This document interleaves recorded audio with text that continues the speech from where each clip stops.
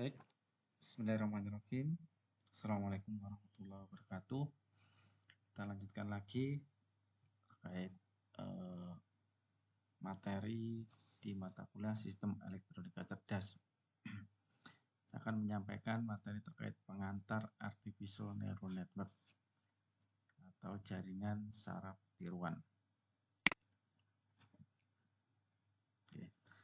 Adapun beberapa bahasan materi pada materi ini adalah yang pertama konsep jaringan saraf tiruan, jaringan saraf biologis, jaringan saraf tiruan, kemudian struktur neuron jaringan saraf tiruan, model matematikanya, karakteristiknya, arsitektur, pembelajaran, dan fungsi aktivasi.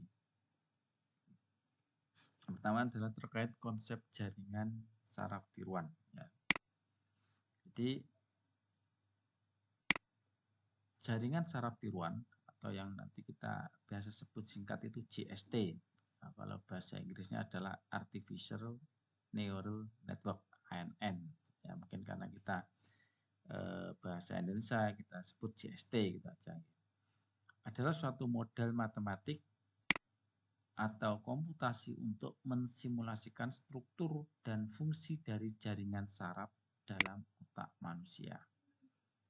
Jadi kecerdasan buatan atau jaringan saraf tiruan itu sebenarnya model matematik, model matematika, yang mana didesain model tersebut itu atau ditemukan untuk mensimulasikan itu merepresentasikan atau menggambarkan struktur dan fungsi jaringan saraf dalam otak manusia. Nah, berarti luar biasa ini model matematiknya itu, sehingga bisa mensimulasikan atau menggambarkan jaringan saraf dalam otak manusia. Nah, di mana otak manusia itu berisi jutaan sel saraf. Nah, jadi otak manusia itu berisi jutaan sel saraf. Nah, sel saraf ini kalau di dalam dunia medis disebut neuron. Neuron yang bertugas memproses informasi. Nah, neuron saling berinteraksi, jadi saling terhubung. Nah, seperti ini terhubung antara neuron-neuron yang ini gambaran sel otak yang ada di dalam otak manusia, gambarnya seperti ini. Nah, neuron saling berinteraksi satu sama lain mendukung kemampuan kerja otak manusia. Untuk mendukung kemampuan kerja otak manusia. Oke, lanjut. Nah, ini gambarannya jaringan saraf biologis dari otak manusia. Nah, ada beberapa bagian. Ini gambarannya. Yang pertama adalah dendrit. Nah, dendrit berarti yang ini ya. Nah, ini. Pakai ini yang kayak apa ini, kayak daun di cabang pohon ya. Bertugas menerima informasi atau sebagai jalur input bagi soma. Soma di sini pusatnya ini, soma. Nah, soma di sini. Nah, ini belum intinya, yaitu soma itu yang ini. Nah, ini bagian luarnya ini. Nah, ini soma. Nah, badan sel atau soma, badannya yang di luar ini, tempat pengolahan informasi. Pada soma terdapat inti sel yang bertugas mengolah informasi. Nah, di sini ini inti sel yang nanti berfungsi untuk mengolah informasi. Nah, kemudian ada akson. Nah, akson bertugas mengirimkan impuls sinyal ke sel saraf lain atau merupakan jalur output pada soma. Setelah nanti diproses di sini, kemudian disalurkan ke berikutnya, ke jalur output pada soma untuk diproses berikutnya. Nah, kemudian ada sinapsis. Nah, bagian sini jalur penghubung antar dendrit. Nah, berarti ini nanti bisa jadi terhubung ke berikutnya, ke sel-sel berikutnya, sehingga saling terhubung ke semuanya. Itu gambarannya. Oke. Nah, dari jaringan saraf biologis tadi, bisa kita gambarkan juga atau kita representasikan dalam jaringan saraf tiruan.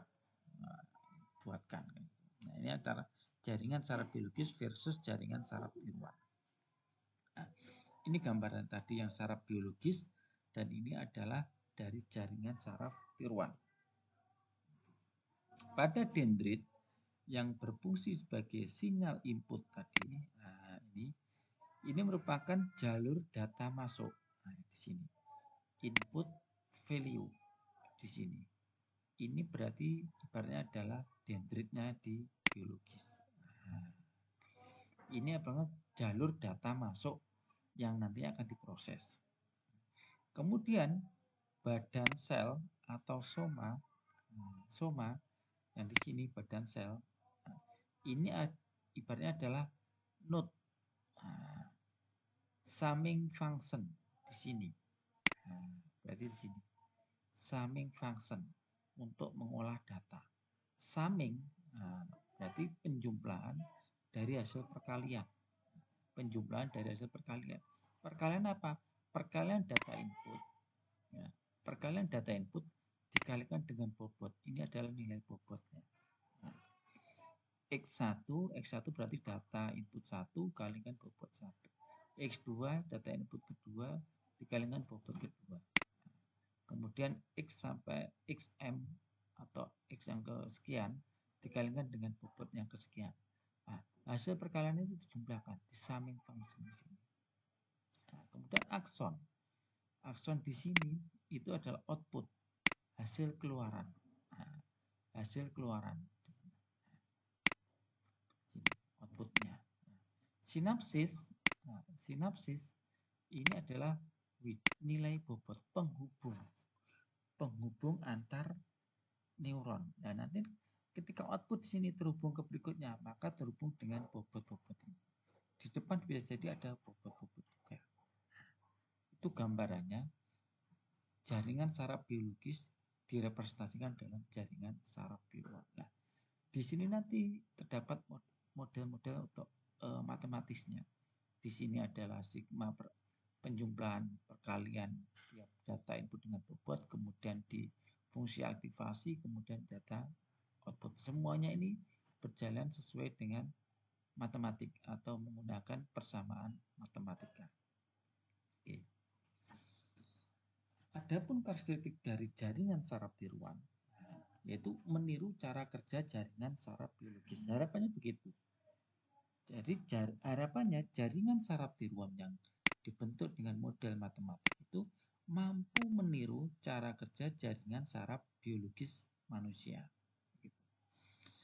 Mengeneralisasi model matematik dari pemahaman manusia, yaitu meliputi pemrosesan informasi terjadi pada neuron. Sinyal mengalir di antara sel saraf atau neuron melalui dendrit dan akson. Setiap sambungan penghubung memiliki bobot yang bersesuaian. Bobot ini yang akan digunakan untuk menggandakan atau mengalihkan sinyal yang dikirim melaluinya. Untuk menentukan output, setiap neuron memiliki fungsi aktivasi yang dikenakan pada jumlah semua inputnya. Besar output akan dibandingkan dengan nilai threshold tertentu. Nah, ini gambarannya. Gambaran general dari model matematis dari pemahaman manusia. Ya, mungkin saya lanjut aja biar nanti lebih mudah dipahami. Adapun model struktur neuron dari jaringan saraf tiruan, gambarnya seperti ini. Ada input dari neuron lain masuk ke sini melalui bobot-bobot, kemudian dijumlahkan, difungsi aktivasi dan akhirnya menjadi output. Nah, outputnya ini bisa jadi nanti nyambung ke neuron berikutnya atau memang kita pakai di akhir. Nah, kalau kita gambarkan dalam gambaran jaringan saraf tiruan dengan topologi seperti ini. X1, X2 sampai Xn ini adalah inputnya. Nah, ini adalah data input. Nah, data input ya atau masukan. Data input ini nanti dikalikan dengan nilai bobot W1, W2 sampai Wn. Di mana W1, W2 sampai Wn adalah nilai bobot, weight atau penimbang. Hasil perkalian X1 dikalikan W1. Kemudian dijumlah dengan hasil perkalian X2 dikalikan W2.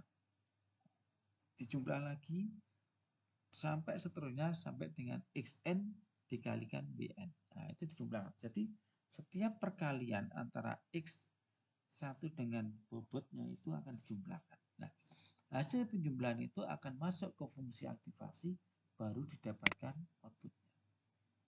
Nah, paham ya kira-kira? Nah, kalau penjumlahan ini saya rasa nggak susah. Jadi di sigma ini, di sigma itu gambarnya adalah X1 dikali W1 ditambah X2 dikali W2 ditambah dengan dan seterusnya sampai dengan N sampai ke N. Kalau N-nya cuma 3 ya berarti X3 kalikan W3. Xn kali Wn. Nah, itu di sini penjumlahannya. Nah, hasil dari ini nanti hasil perkalian yang dijumlahkan ini akan masuk ke fungsi aktivasi. Nah, baru nanti dapatkan hasil output. Nah, ini gambarannya. Model matematikanya yang saya sampaikan tadi dari JST adalah seperti ini. Nah, jadi nilai VK ini didapat dari sigma dari nilai J sama dengan 1 sampai ke N. Nah, di mana sigma ini adalah hasil penjumlahan perkalian antara V, V ini bobotnya ini V, dengan X. X adalah jumlah nilai data inputnya, data masuknya. Nah, ini dijumlahkan. Nah, 1, nah ini J. Ketika nilainya 1, nah ini 1, J-nya ini 1. Dikalikan dengan WK1. WK1. Nah, di sini. Berlanjut ke J sama dengan 2. Berarti X2. J-nya kan 2, berarti menjadi 2. Dikalikan WK2. WK2. Dan seterusnya sampai dengan ke N. Di sini N. Nah, dari sini nanti kemudian hasilnya dimasukkan ke fungsi aktivasi. Nah, fungsi aktifnya pakai apa? Nah, nanti tergantung. Fungsi aktifnya ada beberapa banyak model. Tergantung dari yang kita nanti perlukan atau yang sesuai dengan permasalahan yang kita kerjakan. Sampai nanti dihasilkan data output. Nah, akumulasi penjumlahan atau mengalihkan setiap nilai bobotnya W bobot WKJ dengan nilai input XJ dan menjumlahkannya akumulasi. Oh, yang tuh ini. Yang ini. Representasi penjelasan dari ini. Nah, oke, lanjut. Nah, ini contoh pemrogramannya.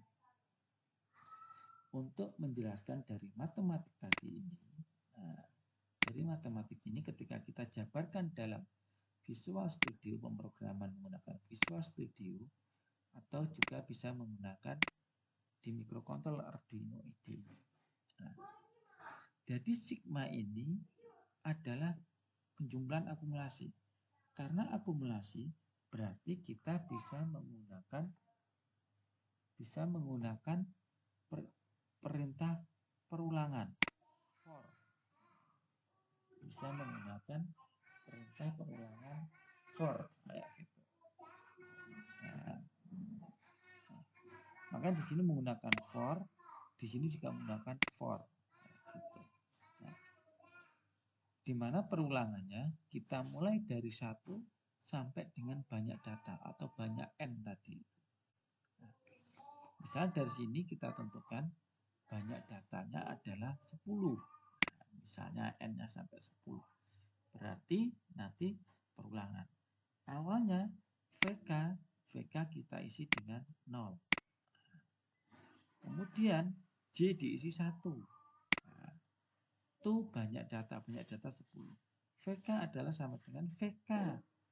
Nah, VK saat ini sama dengan VK sebelumnya. VK sebelumnya adalah 0.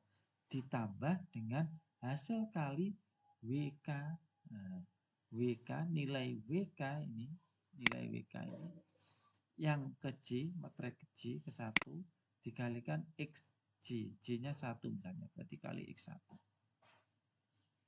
Kemudian berlanjut, 1 kan tadi awalnya. Kemudian apakah sudah sampai 10? Belum. Maka berulang menjadi, tambah lagi 1 menjadi 2. Di sini menjadi 2. Sehingga ketika menjadi 2, WK saat ini adalah WK yang tadi ditambah dengan WK kedua. Ini VK sama dengan VK ditambah hasil kali dengan WK kedua ini dikalikan dengan X kedua. Dan seterusnya sampai dengan data yang ke-10. Kalau memang itu ada data 10. Sehingga kita dapat nilai VK. Dari nilai VK ini nanti kita masukkan ke fungsi aktivasi untuk mendapatkan hasil output. Nah, begitu juga dengan untuk pemrograman di bahasa C++ di Arduino IDE. Hampir sama. Algoritma logiknya sama. Kita menggunakan for juga. Oke, lanjut. Nah, karakteristik jaringan saraf tiruan dapat belajar dari pengalaman. Jadi dari pengalaman. Nanti maksudnya belajar, oh ini target output apakah sesuai dengan targetnya? Oh, belum. Maka dia akan belajar. Belajar untuk memperbaiki nilai dari bobotnya tadi. Sehingga nanti akan didapatkan bobot yang optimal. Ya.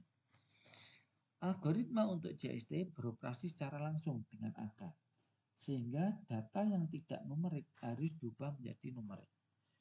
Karena yang digunakan adalah model matematika, maka semua data harus berupa data numerik. Apabila belum numerik, harus diubah menjadi data numerik. Keluaran atau kesimpulan yang dihasilkan didasarkan pada pengalamannya selama mengikuti proses pembelajaran. Pada proses pembelajaran ke dalam JST dimasukkan pola-pola input dan juga bisa jadi data output. Lalu jaringan akan diajari untuk memberikan jawaban yang bisa diterima. Jadi nanti ada proses pembelajaran. Pembelajaran dengan kita tentukan nilai outputnya atau targetnya, namanya pembelajaran terawasi atau pembelajaran terbimbing. Nah, sedangkan yang kita tentukan outputnya atau kita tidak tentukan targetnya, maka namanya pembelajaran tidak terawasi atau tidak terbimbing. Nah, ibaratnya kita mengajari adik-adik kita mungkin yang masih kelas TK, kita ajari ini warna biru, ini warna hijau. Nah, kita tunjukkan warnanya, kita sebutkan warnanya apa. Nah, itu namanya pengajaran terbimbing atau terawasi karena kita tunjukkan outputnya atau jawabannya. Nah, baru nanti kita tes. Tes ini apa? Hijau, oh benar. Biru, nah, berarti sudah benar pembelajarannya. Oke, lanjut. Berikutnya, karakteristik jaringan saraf tiruan ditentukan oleh pola hubungan antar neuron. Jadi pola hubungannya antar neuron seperti apa nanti? Disebut arsitektur jaringan. Kemudian metode penentuan nilai bobot-bobot sambungan disebut dengan pelatihan atau proses belajar jaringan. Dan fungsi aktivasi.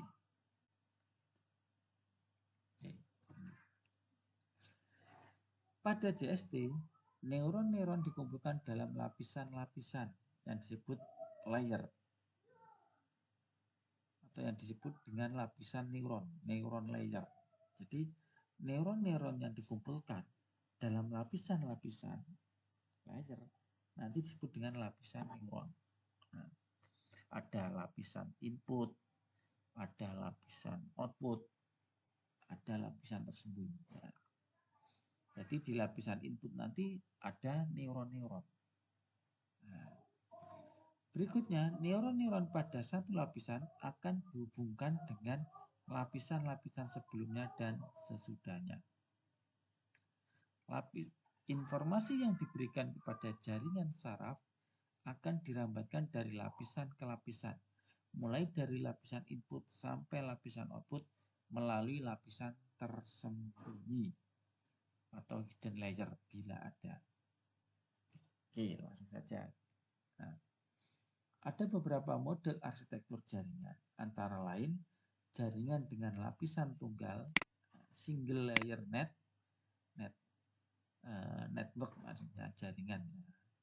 Jaringan dengan banyak lapisan, multi layer network, dan jaringan dengan lapisan kompetitif net.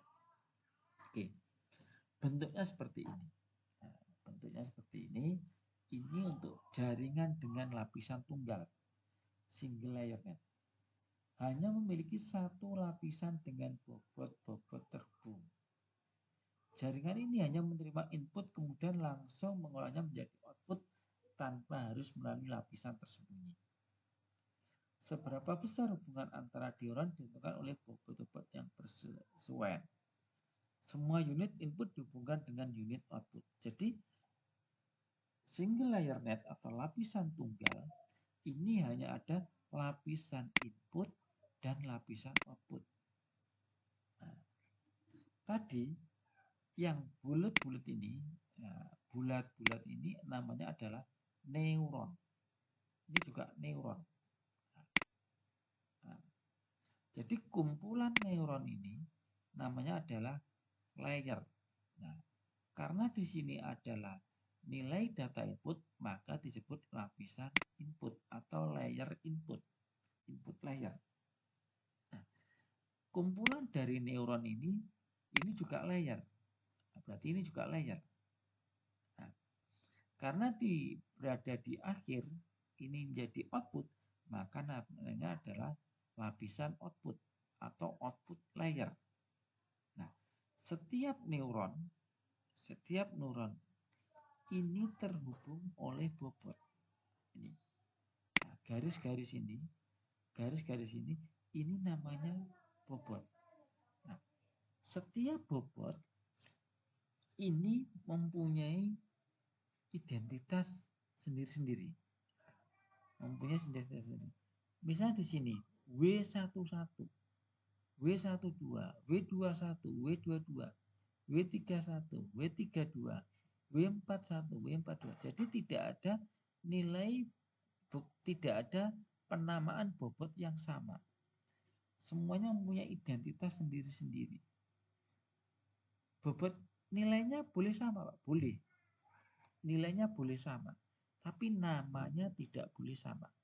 Tapi kemungkinan nilai bobotnya tidak sama.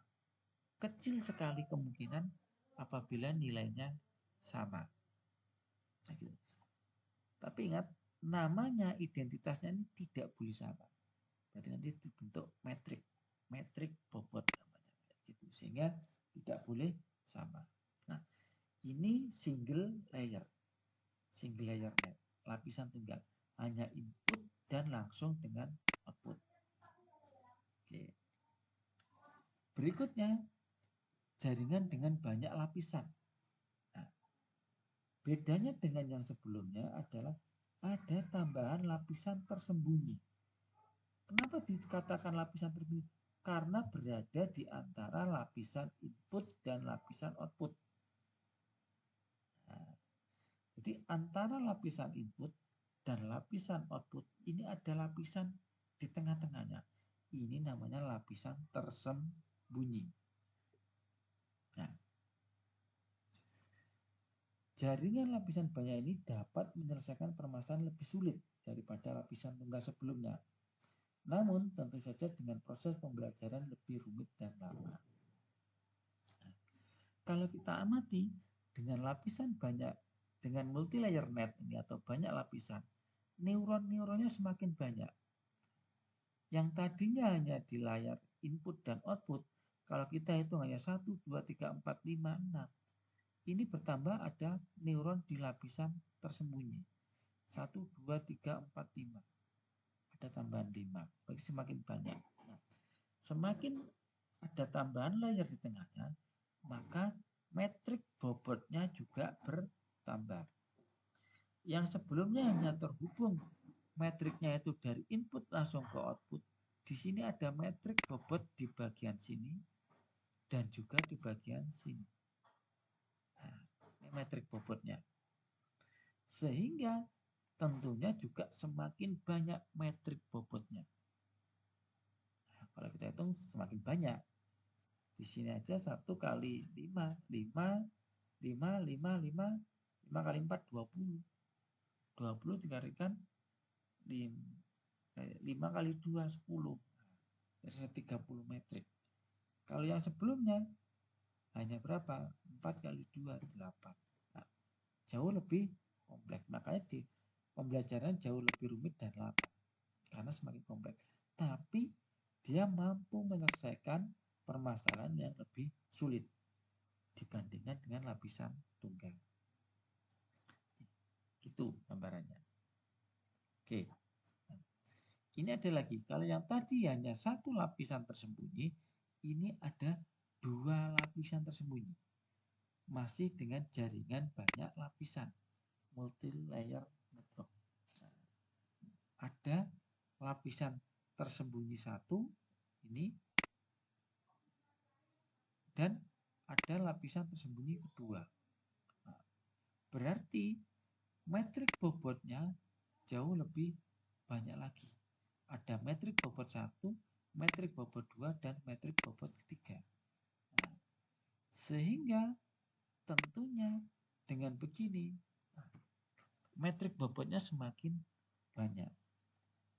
Nah, yang ini tadi 20, ini 10, yang ini berapa? 5 kali 5, 25. Nah, jauh lebih banyak lagi. Kayak gitu. Namun, bisa jadi dengan arsitektur seperti ini jauh lebih bisa menyelesaikan permasalahan-permasalahan yang lebih kompleks atau lebih presisi. Namun, perlu dipertimbangkan semakin banyak metrik bobot yang perlu kita siapkan dengan identitas nama yang berbeda-beda atau kita siapkan variabel yang banyak seperti ini berbeda-beda, maka tentunya akan semakin banyak memakan memori. Memori dalam proses pembelajaran maupun proses running nanti. Oke, itu. Nah, berikutnya lapisan kompetitif.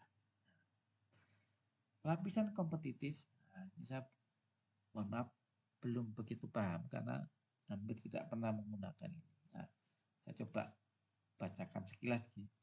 Sekumpulan neuron bersaing untuk mendapatkan hak menjadi aktif. Nilai bobot setiap neuron untuk dirinya sendiri adalah 1, sedangkan neuron lainnya bernilai acak negatif. Nah, ini yang belum. Nah, mungkin karena nanti kita bahas yang lapisan tunggal maupun lapisan yang multi layer. Nah, kita nggak bahas yang lapisan kompetitif. Oke. Terkait dengan pembelajaran atau learning, paradigmanya yang ada pada jaringan saraf tiruan itu menjadi 2, yaitu pembelajaran terawasi seperti yang saya sampaikan tadi, yaitu pembelajaran terawasi atau terbimbing atau istilahnya supervised learning, nah, di mana nanti kita tentukan data inputnya dan data outputnya atau targetnya. Contohnya adalah nanti pembelajaran model hub, perceptron, dan backpropagation. Sedangkan yang nomor 2, pembelajaran tidak terawasi atau terbimbing atau tidak terbimbing, itu unsupervised learning. Contohnya adalah linear vector quantization atau LVQ. Nah, namun pada pembahasan kita pada mata kuliah ini adalah kita fokus pada ini, pembelajaran terawasi atau terbimbing. Oke. Ini contoh data pembelajaran pada model terawasi atau terbimbing.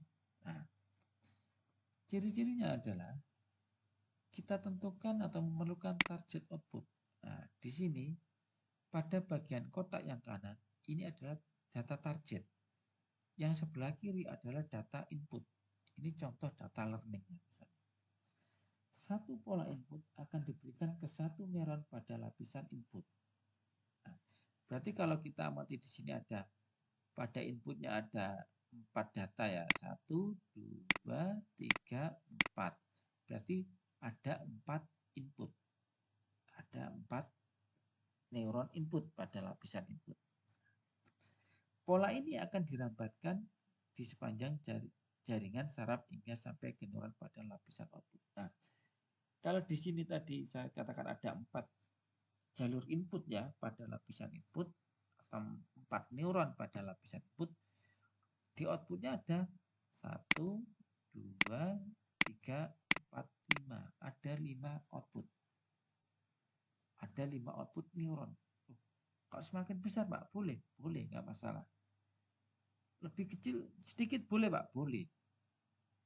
Tergantung kita, tergantung keperluan kita kayak gitu. Ya. Kita lanjutkan. Lapisan output akan membangkitkan pola output yang akan dicocokkan dengan pola output targetnya. Jadi hasil dari lapisan output nanti akan dicocokkan dengan lapisan atau data targetnya ini. Apakah sama? Kayak gitu. Jika ada selisih atau berbeda, maka ada error. Nah, errornya akan diakumulasi. Mean square errornya itu diakumulasi. Jika error terlalu besar, maka perlu dilakukan pembelajaran lagi, diajari lagi. Seperti kita mengajari adik kita ajari ini hijau, warna hijau, ini warna biru. Kalau masih salah, ya kita ajari lagi. Oh, ini hijau deh, ini biru deh, ini putih deh, ini merah, ini hitam. Gitu, misalnya warna-warna. Sampai kita anggap adik kita paham semua warna itu. Kalau belum, kita ajari lagi. Dilakukan pembelajaran lagi. Begitu seterusnya. Di dalam JST, pembelajaran diulang-diulang dengan melakukan perbaikan nilai bobotnya diupdate, dirubah. Nilai bobotnya yang di awal itu dirubah. Sehingga nanti ketika akan diubah-ubah, akan dari outputnya akan mendekati dengan target ini. Sehingga kalau sudah mendekati target, dianggap errornya sudah kecil. Ketika kita mengajari adik kita, ternyata dicoba sudah benar semua, maka kita anggap sudah konvergen. Maka pembelajaran dihentikan dan dianggap sudah konvergen atau optimal. Nah, dari situlah nanti akan kita bisa tes adik kita. Dites, ini warna apa? Hijau, jawabnya hijau. Benar. Nah, biru, jawabnya biru. Nah, dan benar. Harapannya seperti itu. Nah, sedangkan dalam sistem JST, hasil akhir dari pembelajaran tadi didapatkanlah nilai bobot optimal. Nah, nilai bobot-bobot itulah yang disimpan, yang harus kita simpan dan digunakan saat proses running. Nah, jadi dari proses pembelajaran itu untuk tujuannya untuk menilai mendapatkan error yang semakin kecil dan didapatkan nilai bobot akhir yang optimal. Di mana nilai bobot itu nanti kita simpan dan kita gunakan saat proses running.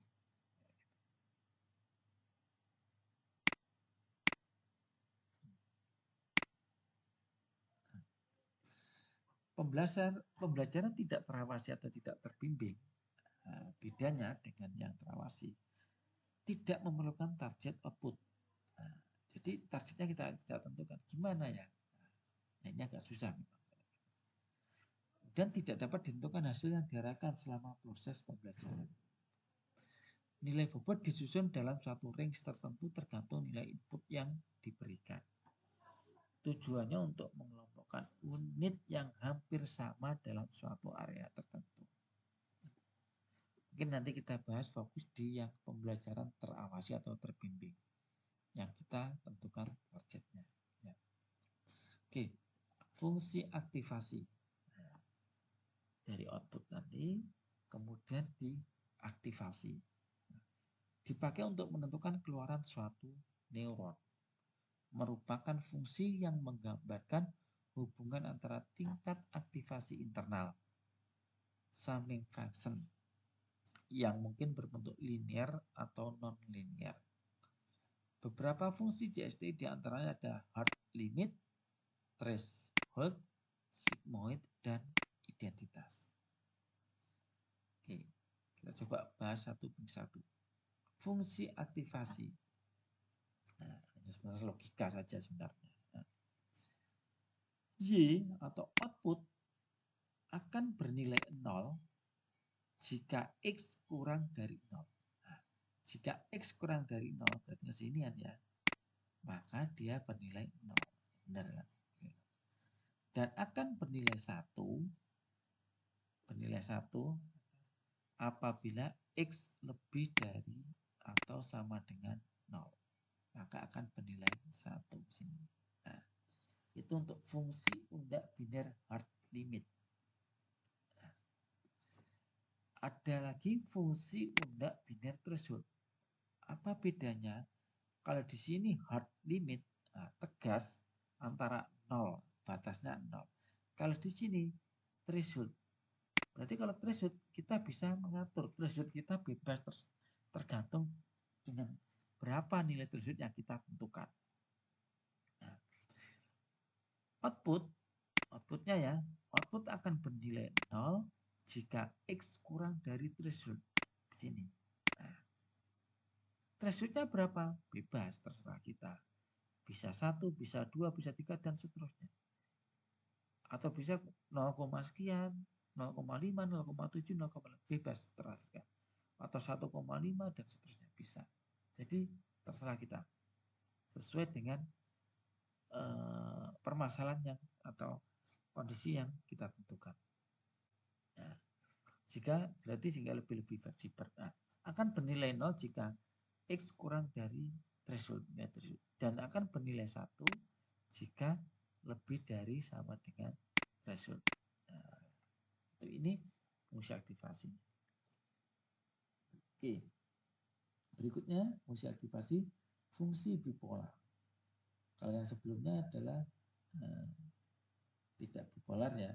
Nah, berarti tidak ada negatifnya. Kalau ini ada negatifnya, maka dikatakan bipolar. Nah,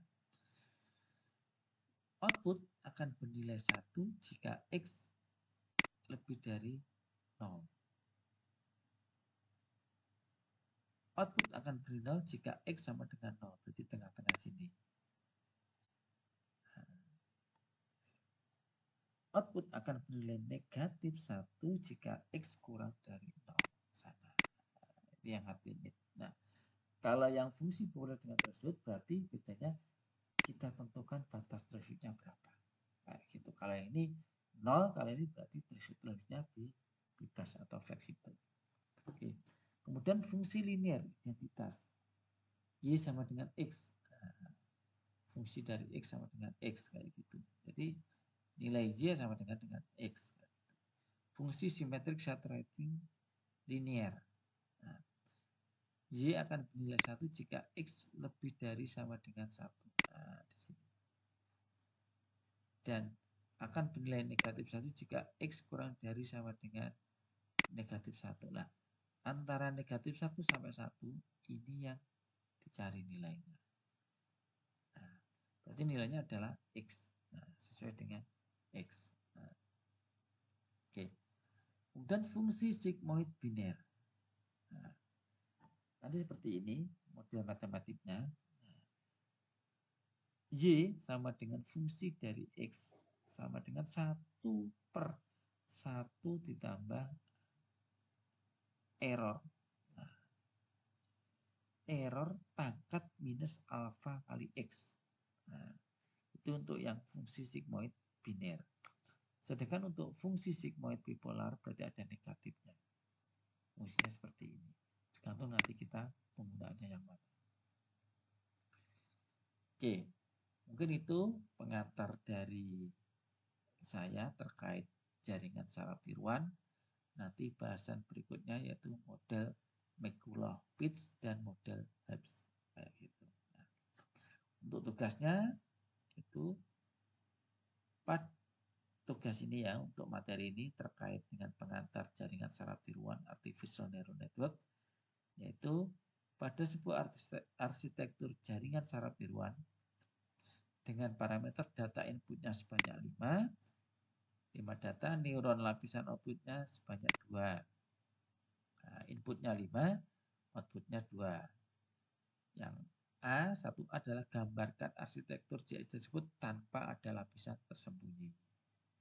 Nah, jadi untuk yang A ini gambarkan arsitektur JST tanpa ada lapisan tersembunyi. Seperti yang mana?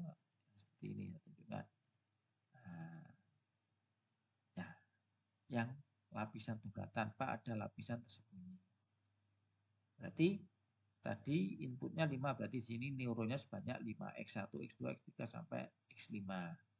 Kemudian outputnya 2, berarti Y1, Y2. Jadi ini gambar. Ini metrik bobotnya. W11, W12, nah, sampai nanti di sini adalah W51 sama W52. Nah, itu untuk yang tugas 1A. Ya, 1B. Nah, tuliskan metriknya tadi. W11, W12, dan seterusnya. Nah, untuk yang C, gambarkan arsitektur Z tersebut dengan satu lapisan tersembunyi. Jadi tengah-tengahnya ada lapisan tersembunyi dengan jumlah neuron 4. Nah, seperti yang mana gambarnya? Ini. Nah, ada lapisan tersembunyi di tengah-tengahnya. Nah, di sini berapa? Soalnya tadi ada 5, di sini ada 2. Yang tengah-tengah ada 4. Nah, itu ada lapisan sembunyinya. Satu lapisan tersembunyi. Nah, gambar nanti disertakan juga metrik dari bobotnya masing-masing. Nah, untuk yang dituliskan metrik bobotnya. Yang E, gambarkan arsitektur Z tersebut dengan 2 lapisan tersembunyi. Di mana lapisan tersembunyi 1 sebanyak 4 neuron dan lapisan tersembunyi 2 sebanyak 3 neuron. Berarti gambarnya yang mana? Sebenarnya yang ini. Nah, 2 lapisan tersembunyi. Yang ini sebanyak 4 neuron, yang ini 3 neuron. Yang input tadi 5, outputnya 2. Dan jangan tuliskan metrik data bobotnya. Akan dikerjakan dan nanti dikumpulkan dalam bentuk PDF. Baik, mungkin itu materi dari pengantar tugas pengantar materi